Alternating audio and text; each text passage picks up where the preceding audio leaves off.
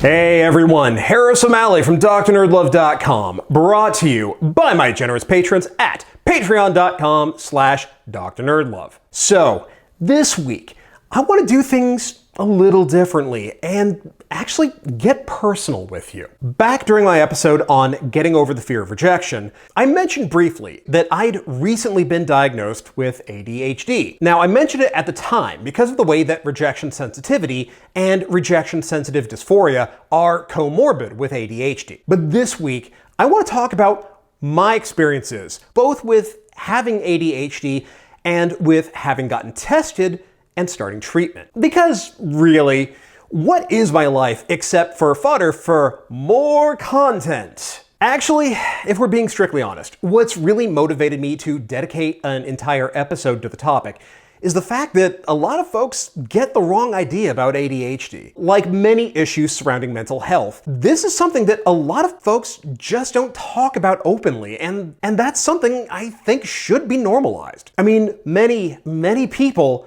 really don't understand it. And in some cases, folks may not realize they actually have ADHD, which quite frankly was the case with me. One thing that's important to keep in mind is that I am talking strictly about my experiences with ADHD. It manifests in a lot of different ways in folks. So if you have it and I don't bring up some of the ways that it's affected you, that may just be because I haven't experienced it or didn't experience it the same way that you did. And of course, my standard disclaimer, Dr. Nerdlove is not a real doctor. These are just my experiences and my thoughts on having ADHD and how it's affected me. Part of the problem, to my mind at least, is the name. Calling it attention deficit hyperactivity disorder tends to give people the wrong idea. It really leads folks to think that having ADHD is like being the golden retriever from Up, where you'll be about to do something and then squirrel. I honestly hate that joke, because in reality, it's not that you're easily distracted or that you can't pay attention. It's more that you have 5,000 things that you're paying attention to all at the same time. The best description that I've ever heard about what it's like having ADHD, and God knows this describes me to a T, is that it's like your brain is a web browser that has 50 tabs open, 4 of them are making noise, and 2 of them are frozen, and you're not entirely sure which is which. But that whole can't sit still, gets distracted by the shiny idea is still the dominant impression of what ADHD is like. It's why there are so many jokey jokes from people who don't have it that fall into that whole squirrel bit. And quite frankly, I find that to be unhelpful at best and actively harmful at worst. That belief is a huge part of why I was never diagnosed as a child. I mean, sure, I paid next to no attention in class, forgot to do all my homework, forgot about important appointments or assignments I had. I was incredibly disorganized. I tended to rush through all my assignments and had a real tendency to zone off or be off in my own little world, which was rapidly running out of oxygen.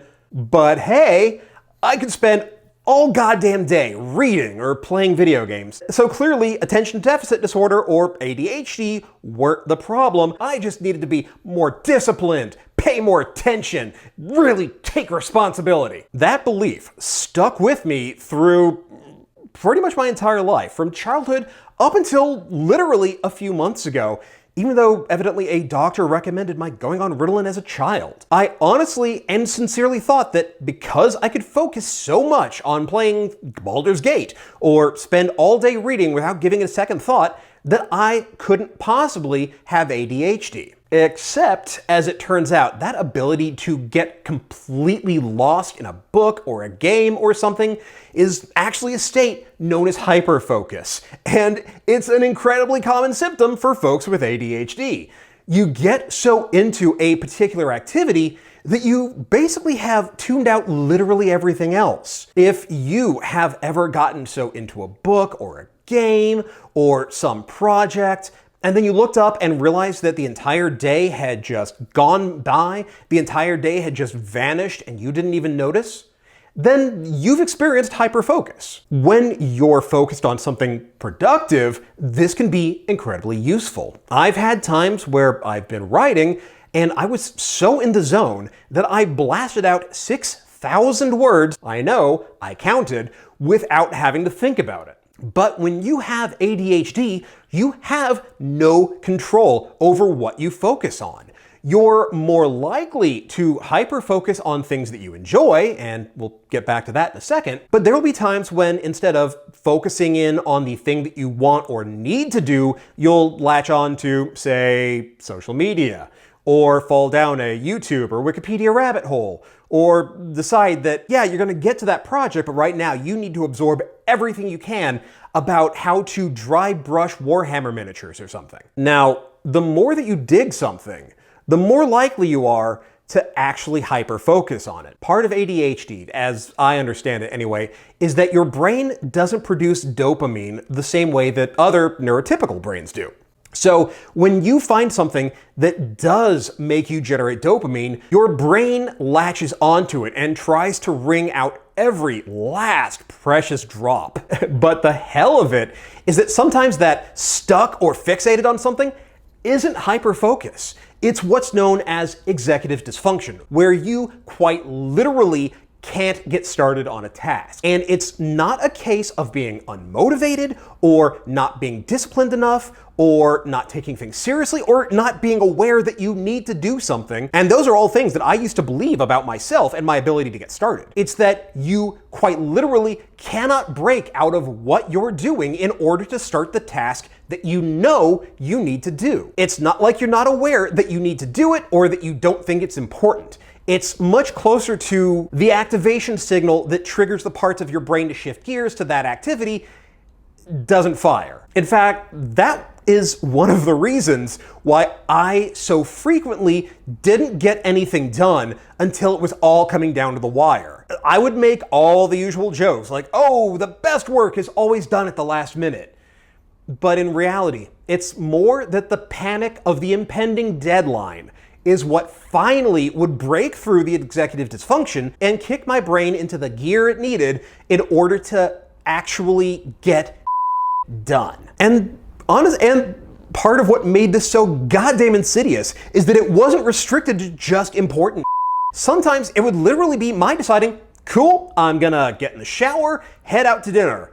And my brain going, nah, time to go through all those tabs you opened up in Chrome that you were saving until later. Or, cool, but right now you're going to be playing threes for at least the next hour first. Then there are the memory issues. Prior to getting treatment, I tended to have two modes. Either my memory is near photographic, or it's next to non-existent. And again, the meme about being Dory from Finding Nemo is another one of those, yeah, cool, very funny, so not fucking helping situations. And, you know, I used to make those joking but not really comments about how my brain would go into out of sight, out of mind mode, where I would have a thing that I needed to do or was about to do, and then something would catch my attention and I would forget about the thing that I needed to do. But it wasn't exactly that I forgot. It was more like that first task or obligation was in the process of going from short-term memory to long-term memory, and then something would interrupt the process and overwrite it. Like you accidentally saved a different file over the one that you were just working on. Again,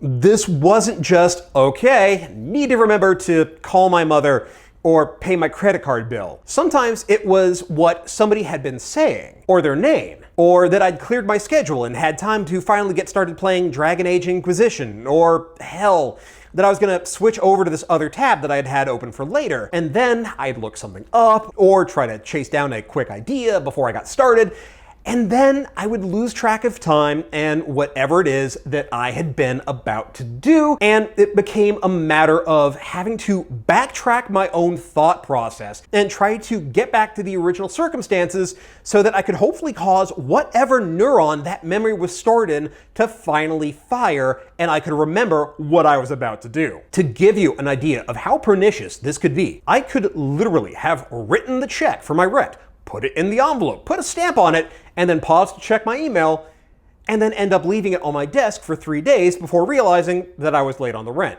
Again, Over the years, I have spent a not inconsiderable amount of time and energy finding workarounds for so much of my life. I've got some of the most annoying calendar notifications possible set up in order to help ensure that I don't miss deadlines or forget appointments. The advent of online bill payment systems was an honest-to-God lifesaver. Finding a bunch of different ways to automate those parts of my life became vital to things like, say, saving my credit score or not getting kicked out of my apartment. But even with those workarounds and systems in place, an incredibly significant part of my life has been spent trying to work around a mental health issue that I didn't realize I had and was affecting me in ways that I never realized. And quite frankly, it's been fucking exhausting. In fact, looking back, there are so many things about me,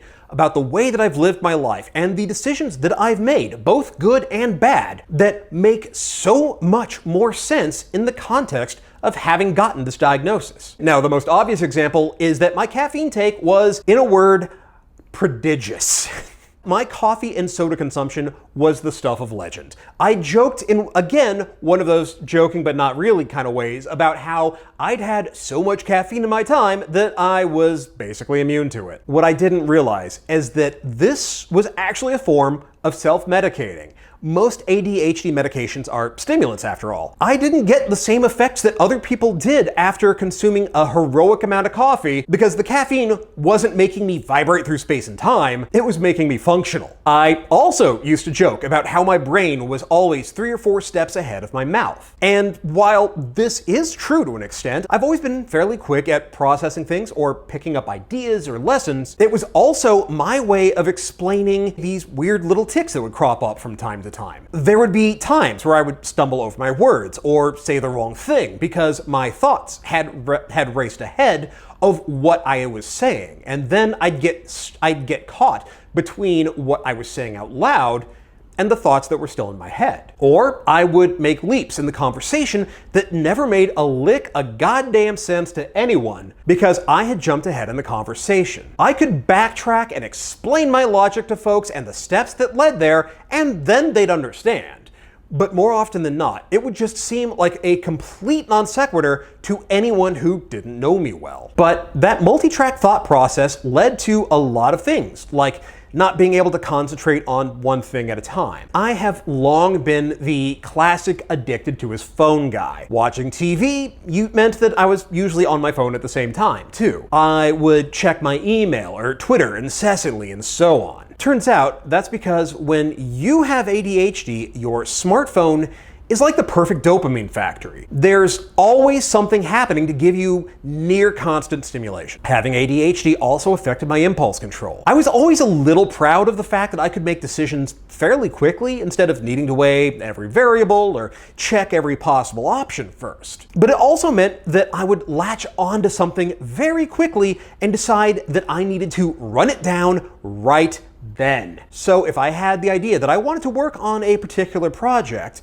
it usually meant that I was going to go out right then and there and track down all the stuff I needed for it.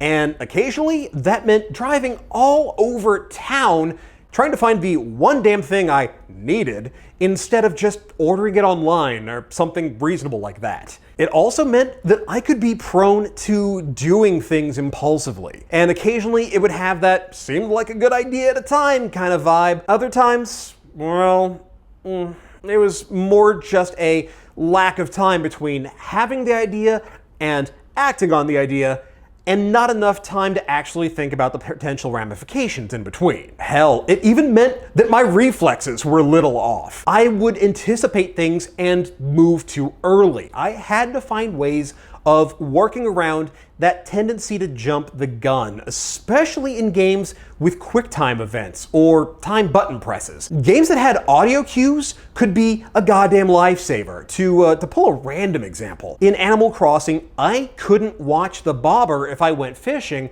I had to listen for that audio cue that said I had a bite. But where having ADHD really screwed with my life was with my self-esteem and my relationships. I've mentioned before that I have chronic depression and that I've wrestled with a lot of social anxiety. In fact, that social anxiety and the feeling that there had to be some way that I could just muscle through it were a big part of why I studied pickup and became a pickup artist. What I didn't know at the time was that my anxiety was rejection-sensitive dysphoria. Here I was, trying to find ways to basically brute force my way through my constant and, at times, incredibly intense anxiety and fear that people didn't like me or were mad at me for some reason. And it was literally in my head, like it was chemical.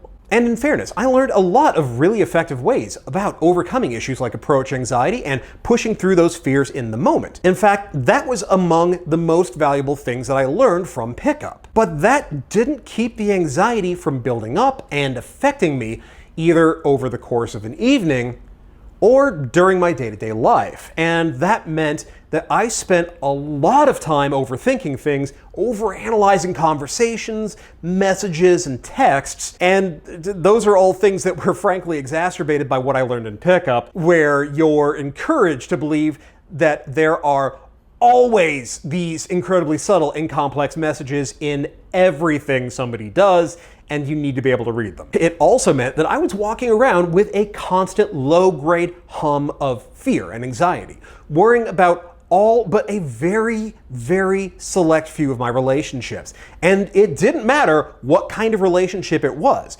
Familial, platonic, romantic, or sexual, there was almost always a certain level of anxiety that was just the background radiation of my life. And the more I liked someone, the higher that level would be. This led to a lot of what I would call the 4 a.m. wake-up call, where my anxiety would either infect my dreams, or I would just snap awake and be unable to get back to sleep because I couldn't get my brain to shut the hell up and not make me think of all the ways that I probably f***ed up my relationship with insert name here. If we're friends, I probably spent time in the middle of the night worrying that I screwed things up somehow. That also led to a lot of behavior that in retrospect I can now recognize as compensating for or working around that anxiety. When I was out at parties or with large groups of friends, I could have more than a few.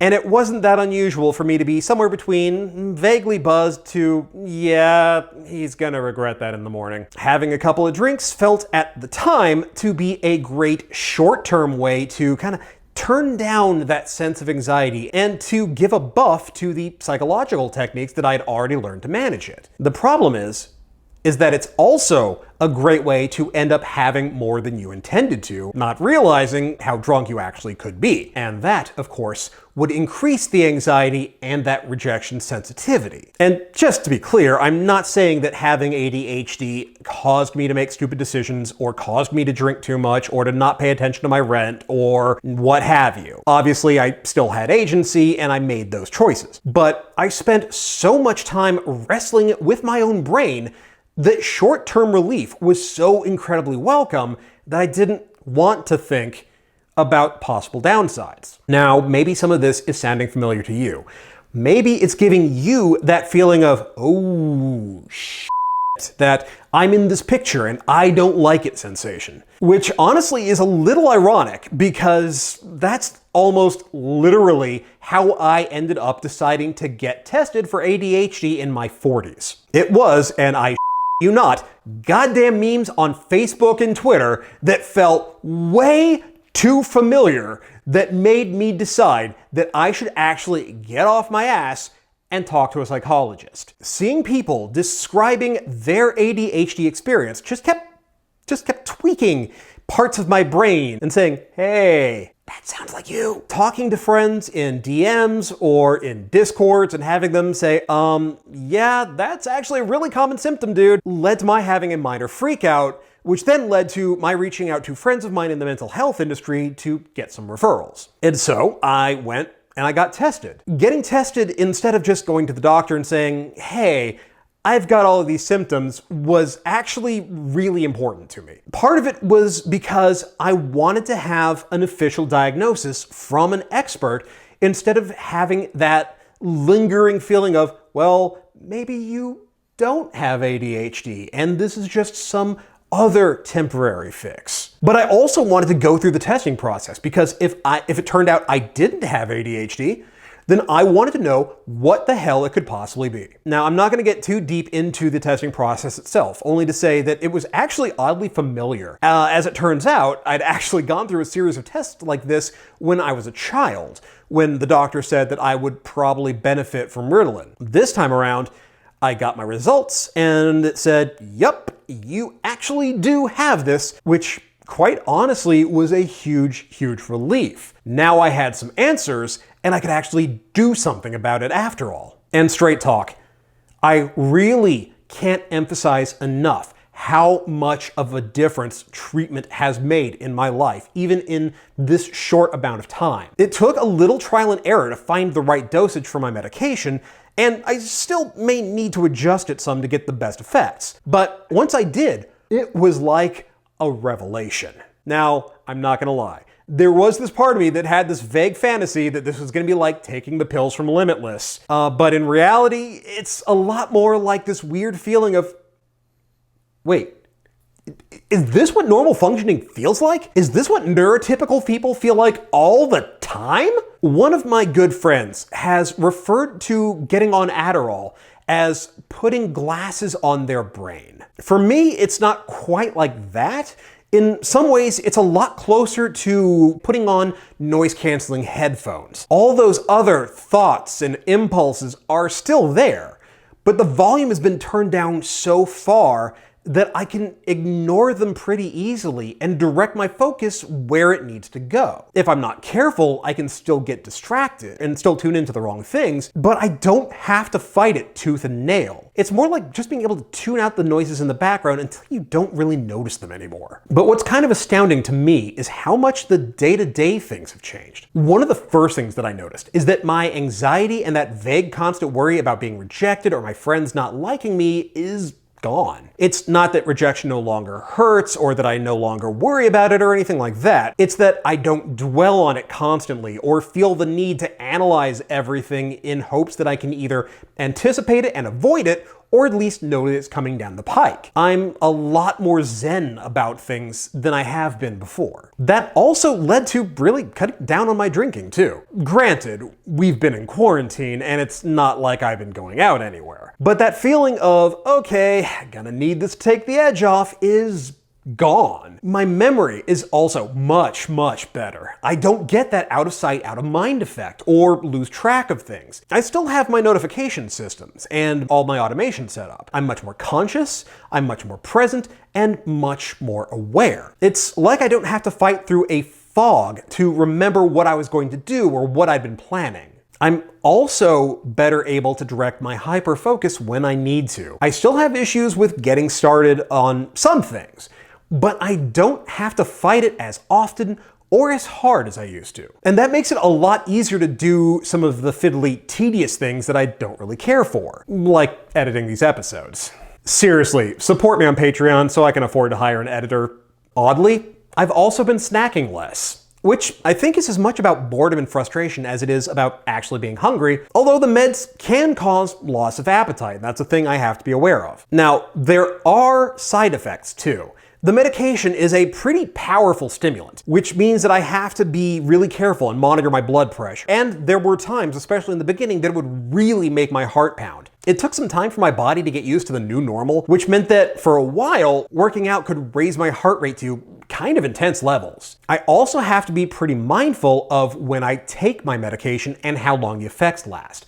I've had insomnia and disordered sleeping since I was a teenager, so I'm already neurotic about how much sleep I get. If I'm not careful with when I take my medication, then it won't taper off until well past midnight, at which point it screws with my ability to get to sleep and to stay asleep. I also noticed that I tend to clench my jaw a lot, which honestly starts to kind of hurt after a while. So I have to be mindful of that too. And in one of the weirder side effects, I sort of have to really pay attention to when the pills are going to kick in and try to be sure that I'm ready to start focusing my attention where it's needed.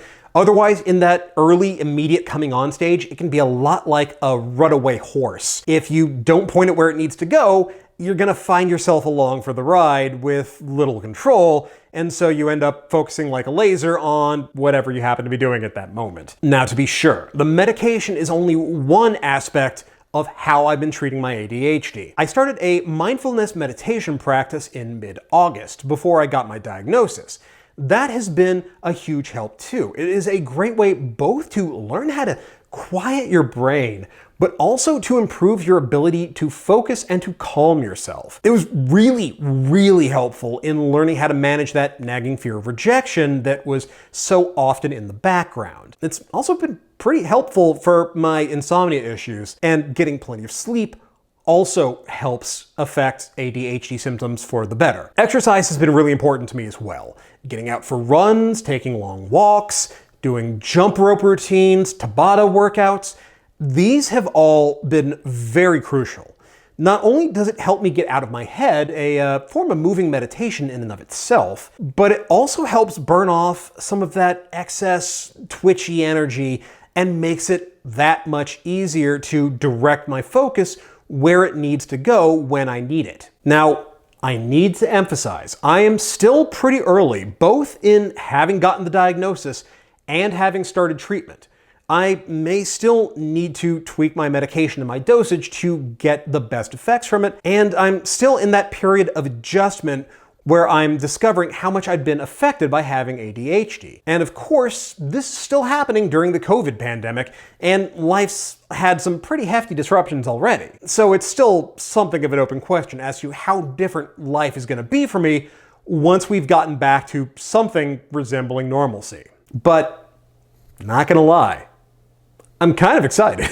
I do wish I'd gotten this diagnosis sooner, a lot sooner. But honestly, better now than never. As with a lot of things, it's never too late to find out, it's never too late to get treatment, and it's never too late to start making those positive changes in your life. That is going to do it for this episode. Thank you so much for being here. So you've heard from me, and now I want to hear from you. If you have ADD or ADHD, how has treatment affected your life? What made you decide to go for a diagnosis? Share your story in the comments below. I know I can't wait to read them. Meanwhile, if you are ready to build up your social skills and find your perfect partner, then check out my book, New Game Plus, The Geek's Guide to Love, Sex, and Dating. This is the instruction manual to love and romance that you have always wanted. It is that total guide for learning how to take a level in Sexy Badass, unleash your inner Casanova, and find the relationship you have always wanted, whether it is for a lifetime or just that night. Links to buy it are in the show notes, so go check it out. And if you do check it out, or any of my other books for that matter, please be sure to rate and review it on Amazon and Goodreads. It is a huge help to me. If you're digging the series, you already know what to do. This is not your first time on YouTube. You've heard the spiel. Hit the thumbs up, ring the bell, like, share, subscribe. Be sure to share it with all your friends. Share it on Twitter and Facebook, especially right now because October is ADHD Awareness Month. But if you are really enjoying these videos, if you are feeling like you're getting a lot out of it, you're finding that they're helping you, and you want to support the channel, and in the process, help fund some awesome new projects, or maybe help me hire an editor, consider becoming a patron at patreon.com/DrNerdLove. Even $1 is a huge help. It covers hosting, it covers equipment cost, and like I always say, I can't do this without the help of my patrons, so thank you all so very much. Meanwhile, you can follow me on Twitter at @DrNerdLove. You can join the private Facebook group NerdLove Academy at facebook.com/groups/DrNerdLove. And as always, hit the logo to subscribe, check out my other videos, and I will see you here next time with more about love, sex, and dating. Thanks for watching.